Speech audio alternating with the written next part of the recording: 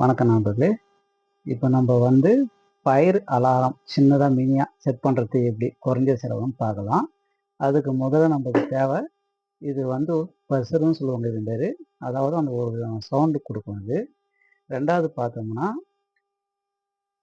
பழைய டீப்பைட்டில் இருக்கிற ஷார்ட்ரு, இதுதான் ஷார்ட்ரு.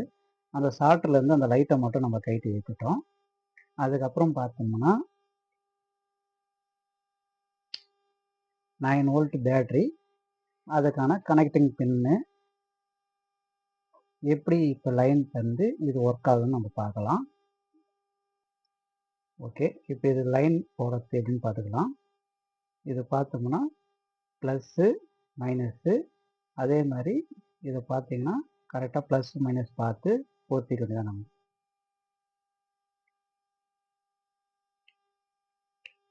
ப்ரெஸ் பண்ணோம்னா லாக் ஆகிடும். லாக் ஆன பிறகு இந்த ரெண்டு கருப்பு வயரும் ப்ரெஸ்ஸில் ஒரு லைனு பேட்டரியில் ஒரு லைனு இணைச்சிக்க வேண்டியது நம்ம.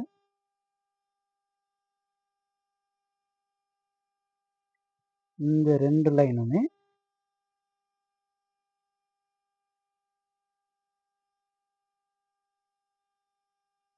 இந்த முனையை இதில் இணைச்சிக்க வேண்டியதான். அப்படின்னா நம்ம வந்து சால்டிங் பண்ணிக்கலாம். சால்டிங் இருந்ததுன்னா சால்டிங் பண்ணிக்க வேண்டியதான் நம்ம.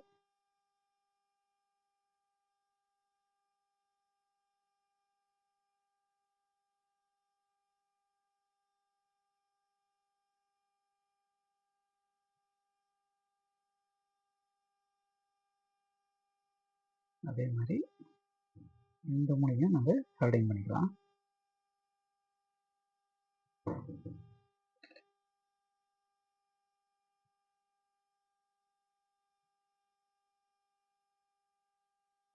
ஓகே, இப்போ ரெண்டு முனையும் சால்டிங் பண்ணியாச்சு.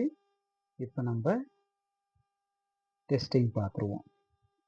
9 வோல்ட் பேட்ரி, அதனுடைய கனெக்டிங் பின்னு, ப்ரெஷரு, இந்த பழைய டீப்லைட்டில் வரும் ஷார்ட்ரு. அதாவது ஷார்ட்ருன்னா அது வந்து பழைய சோக்கில் மினுக்கு மினுக்கு அடித்து எரியும், அதனுடைய பல்பு தான் இது. இது பார்த்தோன்னா அதனுடைய பல்பு ஒரு பிஎஃப் போட்டிருப்பாங்க.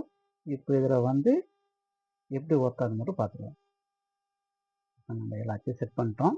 இப்போ வந்து இதை நம்ம நெருப்பு காட்ட போகிறோம். எப்படி ஒர்க் ஆகுது மட்டும் பார்க்கலாம். இப்போ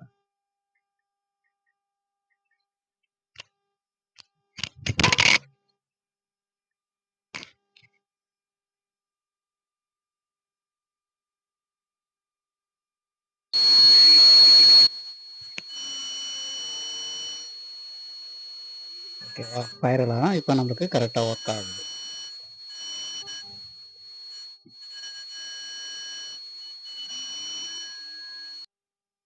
இப்போ நமக்கு ஃபயர் அலாரம் சக்ஸஸ்ஃபுல்லாக ஒர்க் ஆகுது. ஓகே, நம்ம அடுத்தது வேற ஒரு வீடியோவில் சந்திக்கலாம்.